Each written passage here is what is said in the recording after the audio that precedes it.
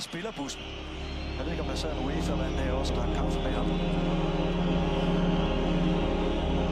De tabte med 1-0. Kamp for Aarhus, men det blev jo fik. Ja, de bliver overløbet, og de rammes på selvtid nu. Ja, det er. Og man kan jo sige, at Kvaratskhelia holder sig også næsten hele tiden her i venstre.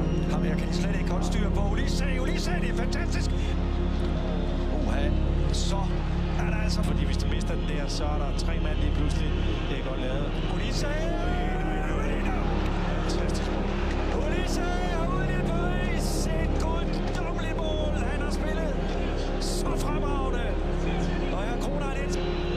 Michael Ulisse, der kan han finde på. Ulisse. Igen stjæler bolden. Ulisse, hvad finder han på?